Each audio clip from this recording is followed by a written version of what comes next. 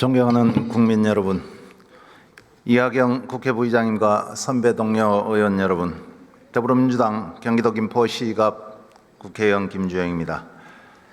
내란 속의 윤석열 집권 이후 공정과 상식은 사라지고 민주주의를 무너뜨리고 국론은 분열시켰습니다. 내란범과 그 공범들은 반성은커녕 권력 유지에만 몰두하고 있습니다. 오늘 저는 무너진 국정질서와 철저히 외면당한 우리 국민들을 대신해 그 책임을 묻고자 이 자리에 섰습니다.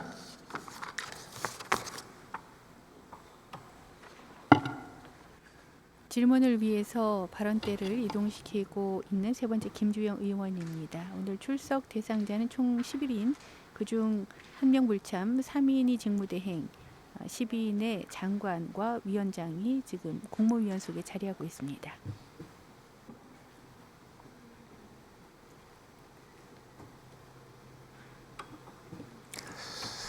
박성재 법무부 장관님 앞으로 나와 주십시오. 답변석으로 이동 중인 박성재 법무부 장관. 노란색 파일을 옆에 끼고 나와서 부의장과 인사 후에 답변석에 섭니다. 우리는 지난 2016년 비선 실세에 의한 국정농단으로 대통령이 파면되는 것을 목도했습니다. 그로부터 8년 만에 윤석열의 내란 사태로 불어난 역사가 계속 반복되고 있어 참담하기 이를 데 없습니다. 장관, 민간인 비선 조직이 국정에 개입했을 때 가장 큰 문제는 뭐라고 생각하십니까? 여러 가지 우려를 들 수도 있겠습니다만, 가정적인 상황도 여러 가지 있고 그렇지만 제 생각으로는 투명성에 문제가 있을 수 있다고 생각을 합니다. 다른 문제는 없습니까? 여러 가지 있을 수 있는데 가장 큰 부분은 국정의 투명성에 문제가 있는 것이 아닌가 생각합니다. 그러면은 명태균 씨는 윤석열 정부의 공식 직함을 받은 사람입니까? 저는 들은 바가 없습니다. 그럼 노사 전문가입니까? 거기에 대해서 아는 바 없습니다. 지금 명태균을 둘러싼 인사청탁, 공천 개입, 불법 여론조사 등 수많은 의혹이 일고 있는 거 알고 계시죠? 그래서 수사가 진행되고 있는 것으로 알고 있습니다. 예, 심지어 민간 사업장 노사관계까지 개입했다는 증거들이 쌓이다 못해 지금 넘치고 있습니다. 화면 한번 보시죠. 지난해 12월 공개된 2022년 7월 명태균이 지금의 하나오션인 당시 대우조선해양 거제조선소로 가는 길에 지인과 전화를 나눴던 녹취록을 확인하셨나 모르겠습니다. 녹취록 내용은 제가 확인한 바 없습니다. 예. 무대응으로 일관하던 정부가 명태균의 대우조선해양 방문과 대통령에게 보고했다는 전후로 강경 대응으로 바뀌었습니다. 이것이 사실이라면은 민간인의 국정 개입이 맞습니까, 아닙니까?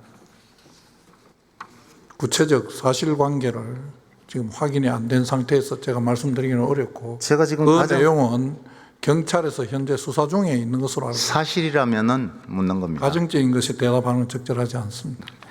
명태균이 당시 대우조선해양 거제조선소를 방문한 뒤 3일 뒤에 18일 윤석열은 산업 현장의 불법 상황은 종식되어야 한다라고 발언했고, 당시 추경호 부총리 겸 기재부 장관은 형사처벌과 손해배상 등을 예고한 담화문을 발표했습니다. 혹시 기억하십니까?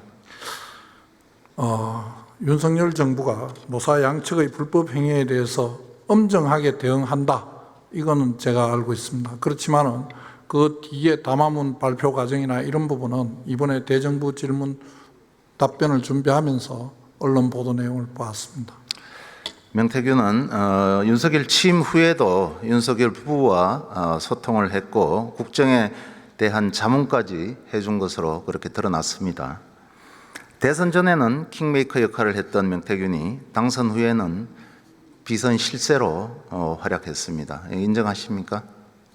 그런 부분은 수사 과정을 거쳐서 확인해 봐야 될 내용이라고 생각합니다. 대통령이 파면으로 모든 게 끝났다고 생각하시진 않으시죠? 수사는 여전히 진행되고 있습니다. 특히나 명태균 게이트로 전현직 국회의원과 단체장 이름이 거론되고 있습니다. 억울함을 주장하는 사람도 있고 실제 오해를 받는 사람도 있을 수 있다고 봅니다. 이를 해소하려면 철저하고 엄정한 수사만이 답이라고 생각하는데, 그렇기 위해서 명태균 특검이 필요하다고 생각하는데 동의하십니까? 수사의 필요성에 대해서는 다양하게 논의가 될 것으로 압니다. 근데 저 입장에서는 그 법률안들 개개가 위헌적 요소가 없었으면 하는 것이고, 그런 위헌적 요소가 있다면 저희들은 그 위헌적 요소에 대한 의견을 낼 수밖에 없다는 것도 양해해 주시기 바랍니다.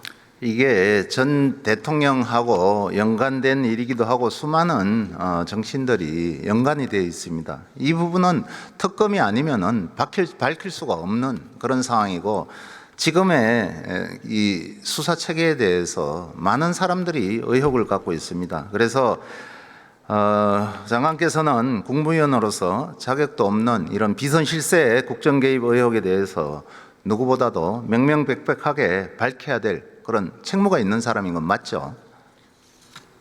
제가 지휘하고 있는 검찰에서 수사권을 가지고 있는 범위 내에서 최선을 다해서 규명할 것으로 저는 믿고 있습니다. 그래서 더 의혹이 생기지 않도록 반드시 이 특검을 수용해서 그 책무를 다함으로써 국민에 대한 최소한의 의무를 다하는 거라고 생각을 합니다. 그렇게 해주시죠. 예, 저희들 할 수 있는 범위 내에서는 최선을 다하도록 제가 지도하겠습니다. 예, 특검이 답이라고 다시 한번 말씀드립니다. 자, 버스 요금 2,400원을 횡령했다는 이유로 버스 기사가 해고됐습니다. 이거 정당한 처분이라고 생각하십니까? 그건 어떤 결정이 있으면 그 결정을 한 기관에 그 결정을 존중해야 한다고 생각합니다. 당사자는 단순 실수로 돈을 부족하게 입금했다고 주장했고, 1심 재판부에서는 사회통념상 고용관계를 계속할 수 없을 정도의 책임 있는 사유가 있다고 보기 어렵다고 해서 이 버스 기사에 손을 들어줬습니다. 그런데 2심 재판부가 해고가 정당하다고 이렇게 판단을 했거든요. 그런데 이 판결을 한 재판장 이름이 누군가 아십니까? 저는 개인적으로는 알지 못합니다. 예, 한덕수 권한대행이 헌법재판관 후보자로 지명한 함상훈 서울고등법원 부장판사입니다. 이 기사는 17년을 근무하는 동안 운송수익권과 관련된 문제가 단 한 번도 발생하지 않았습니다.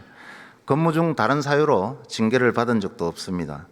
그런데 이렇게 2,400원을 단순 실수로 입금하지 않았다는 것을 이유로 다른 중징계도 있는데, 노동계에서는 해고는 살인이라고까지 이야기를 합니다. 그 정도로 중한 그런 해고를 한 게 그게 해결책인가 이렇게 묻고 싶습니다. 이 말뜻에 대해서 이해를 하시겠는가요? 해고는 살인이다. 그런 해고가 엄중한 내용이라는 것은 저도 익히 알고 있습니다. 그러면은 국가 예산으로 구입한 물품을 민간인이 빼돌렸다. 이건 횡령인가요? 아닌가요? 의원님께서 그렇게 단순하게 질문하시니까 제가 답하기가 어렵습니다. 그거는 사실관계에 따라서 여러 가지 따져봐야 될 것으로 압니다. 최근에 여러 의원님들도 질의를 했습니다만은 윤석열 김건희 부부가 관저에서 사저로 돌아가면서 국가 예산으로 구입했던 500만 원짜리 이 캣타워를 서초동 아크로비스타로 옮겨졌다는 그런 보도가 있었고, 그 보도에 사진까지 나왔습니다. 실제 이 500만 원 캣타워는 저도 인터넷에 검색을 해봐도 없습니다. 30만 원 정도가 고가이고요. 근데 국가 예산으로 이 500만 원 캣타워를 구입하고 이것을 무단으로 가져갔다면은 우리는 이것을 사회 통념상 횡령이라고 이렇게 말합니다. 이거 철저하게 조사해야 되지 않겠습니까? 지금 의원님께서 말씀하신 대로 30만 원밖에 없는데 500만 원짜리라고 하는 부분부터 여러 가지 사실관계를 좀 따져봐야 제가 판단하고 말씀을 드릴 수 있을 것으로 생각합니다. 이 부분에 대해서 철저하게 조사를 해 주시기 바라고요.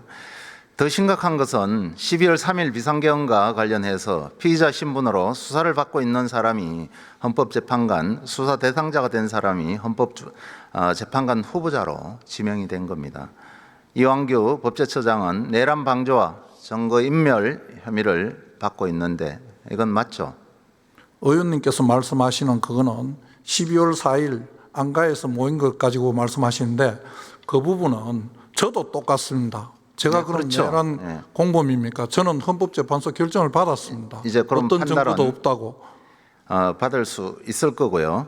이 자격 미달을 넘어서 이 자격 자체가 안 되는 이런 후보인데 이런 사람을 후보로 이렇게 지명한 것에 대해서는 장관으로서 대행에게 이 철회를 요청할 생각이 없습니까?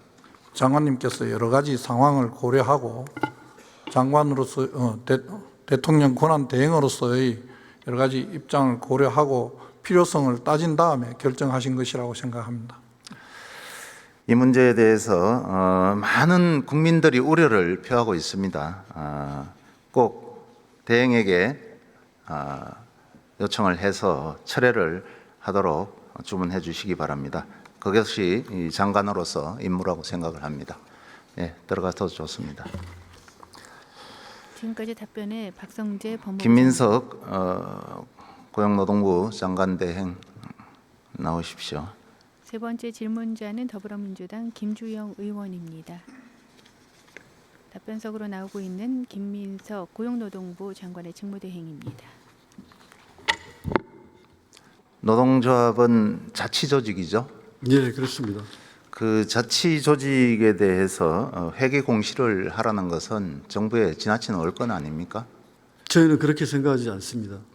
왜 그렇게 생각 안 합니까? 저희가 일반적으로 이제 조합비 세액 공제란 15% 부분이 국민의 세금으로 나가고 네. 공익법인이나 협동조합 같은 경우도 결산서를 공시하도록 되어 있기 때문에 노동조합한테 최소한 조치라고 저희 생각하고 있고 이 부분이 국민의 알 권리와 비조합원의 노동조합 선택권도 연계되어 있다고 보고 있습니다.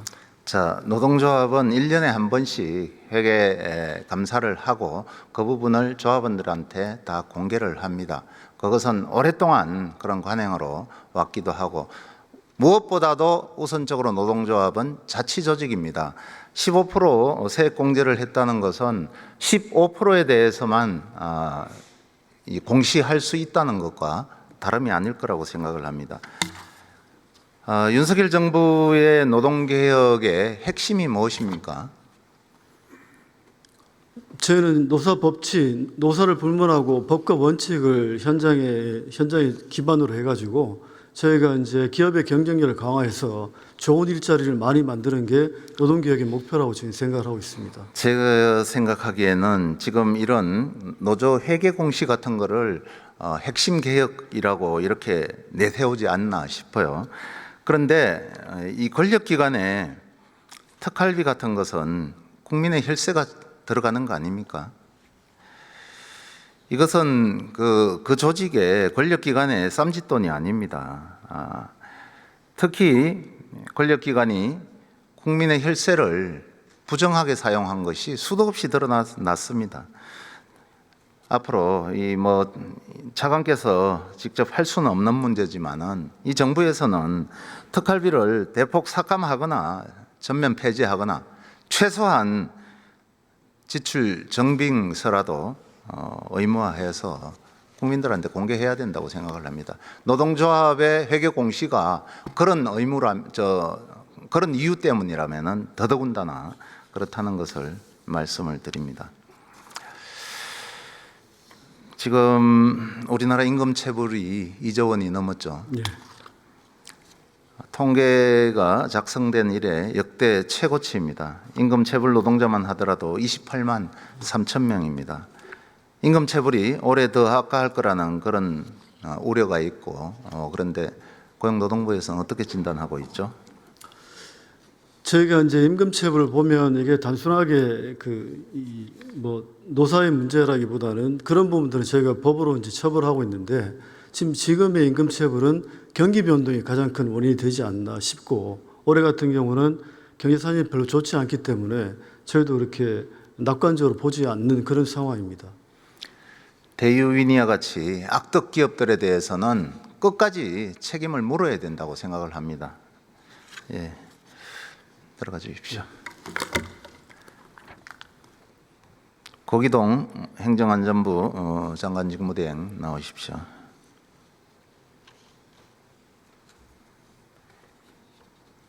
고기동 차관이 답변석으로 들어섰습니다. 예, 국가는 사관입니다. 김주영 네, 의원 예, 질문 국가는 왜 존재하죠? 네, 국민의 생명과 재산을 지키고 국가의 안위를 보장하는 역할을 한다고 생각합니다.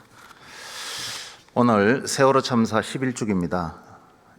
재난은 일어났고 참사는 되풀이 됐습니다.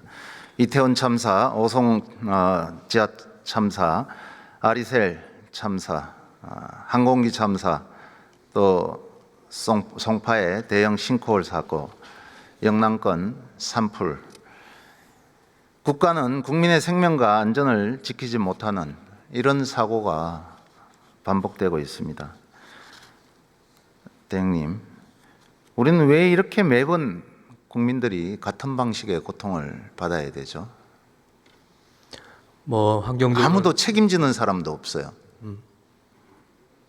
어떻게 대응을 하고 어떻게 책임을 져야 된다고 생각을 합니까? 최근 여객기 참사라든지 산불 관련해서 많은 희생자가 난 거에 대해서 안타깝게 생각을 합니다. 말씀 주신 것과 같이 전반적인 국가 안전 시스템을 계속적으로 보강을 해 나갈 필요 있다고 생각합니다.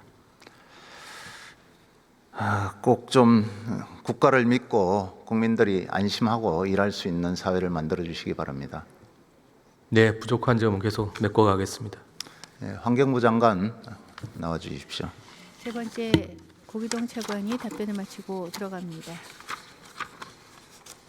김주영 의원 더불어민주당 경기 김포시갑 의원의 질문이 계속되고 있습니다. 김한섭 환경부 장관이 답변석으로 나왔습니다.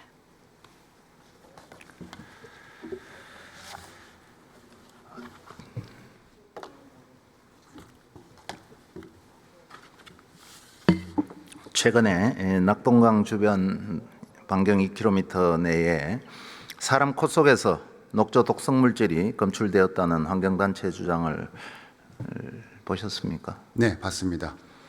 작년에 우리 국감 때 현장 방문할 때 안동댐 가서 녹조가 많은 거 봤죠?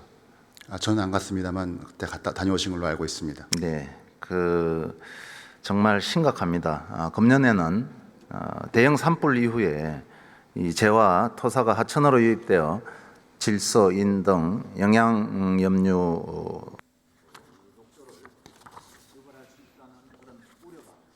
일인당 12분의 시간이 주어지는데 발언 시간이 초과돼서 마이크가 꺼졌습니다. 12분은 답변 시간을 제외한 시간입니다. 예, 말씀하신 대로 산불 잔재물이 하천 유입되어 수질 영향이 있도록 하지 않기 위해서 저희가 노력하고 있습니다. 먼저 하천에 그런 잔재물이 들어가지 않도록 저희들이 주요 하천 유입부 30여 곳에 오탁 방지막을 이번 4월 내에 다 설치 완료할 예정입니다. 그리고 재나 토사 등 산불 잔재물 하천 유입에 따라서 수질이 악화되는지 저희들이 모니터링을 쭉 했고 아직까지는 없습니다. 앞으로는 저희들 32곳에서 8곳까지 그 모니터링한 지점을 늘리고 측정 주기도 현재 월 1회 되어 있는 것을 2회 이상으로 확대하겠습니다. 현재는 환경부 김한섭 장관의 답변이 이어지고 있습니다. 이분할 화면 왼쪽으로 답변자 그리고 오른쪽으로 질문자가 화면에 이분할로 표시됩니다. 14개인데 9개는 지역 주민의 동의를 받아서 시행하고 있고 나머지 5개는 동의가 아직 다 되지 않아서 보류되거나 지역에서 추가 논의하고 있습니다. 왜 이 미국이나 유럽, 일본에서 댐을 해체하는지 잘 분석해 보시고 지금 과거 개발 시대에 발언 시간이 초과돼서 마이크가 꺼진 상태지만 계속 질문을 이어가고 있는 김주영 의원입니다. 네, 저희들도 미국과 유럽의 자료를 보니까 노후화로 인한 안전 문제 그리고 기능 상실, 수생태계 복원 이런 여러 가지 이유로 일부 댐을 철거하고 있습니다. 근데 참고로 저희가 보니까 유럽에서 경우에는 한 5m 이하 구조물들이 전체 한 98% 철거되고 있고 폐지되고 있고 미국은 한 15m 이하 댐들이 주로 철거되고 있습니다. 저희들 또 필요할 때는 또 짓는 그런 사례도 많이 보입니다. 그래서 현재 미국도 캘리포니아, 클라멘토, 세크라멘토 등 다 댐을 짓고 있고요. 또 미국도 2010년대 이후로 29개 댐을 만들었다고 합니다. 그래서 댐은 용도가 다하거나 필요 없으면 저희들이 짓지 않고요. 또 필요하면 짓고 그런 게 아마 저희들이 볼 때 세계적 트렌드가 아닌가 생각합니다.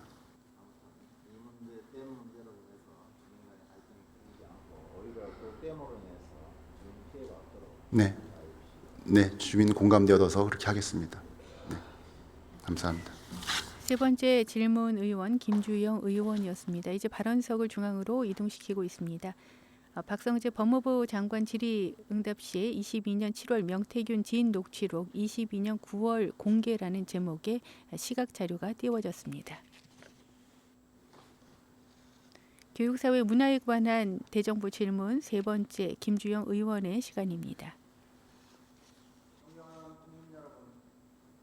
마이크가 꺼진 상태로 마지막 발언을 이어갑니다. 정치는 이제 다시 국민을 향해야 합니다. 공허한 말이 아니라 따뜻한 정책으로, 선전이 아닌 진실로, 분열이 아닌 연대로 다시 희망을 만들겠습니다. 절망의 밤이 제424회 국회 임시회 제4차 본회의 교육사회 문화에 관한 질문 하는 날입니다. 이제 세 번째 의원 김주영 의원의 마지막 발언이 이어지고 있습니다.